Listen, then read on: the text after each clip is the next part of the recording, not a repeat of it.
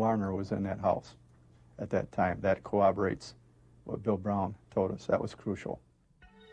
Brown also revealed that they both rinsed rags soaked with Rose's blood in the basement sump pump. Forensic scientists gathered all of the debris from the bottom of the drain. They also excavated the fire pit near Bill Brown's parents' cabin, where Rose's body had allegedly been burned.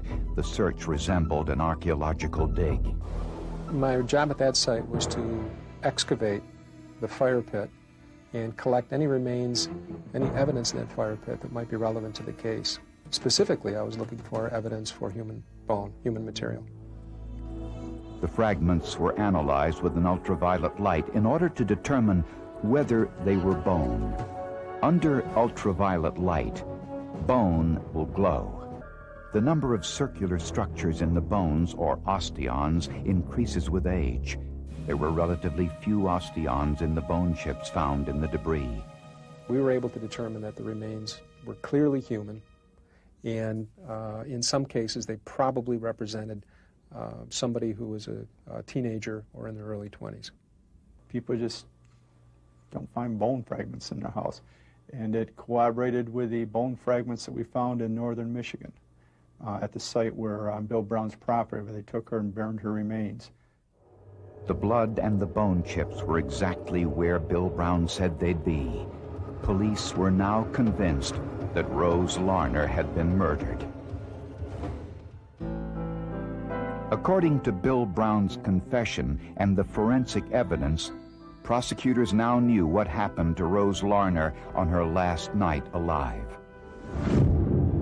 Shortly after visiting her mother at the convenience store, Rose ran into her childhood friend, Bill Brown. Hi, Rose. Hi, Billy. Let's go get John. Fine. At Rose's suggestion, they picked up her ex-boyfriend, John Kehoe.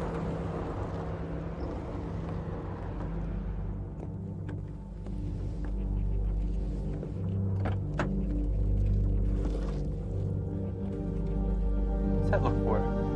You're still going through with this, right? I've changed my mind.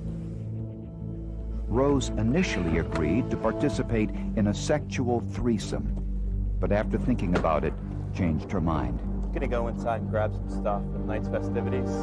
John Kehoe bought some supplies for the evening, including a hatchet, a knife, and some lighter fluid.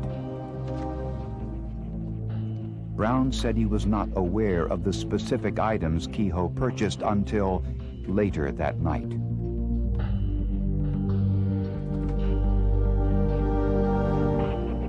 Once at Kehoe's grandparents' home, all three took a shower together.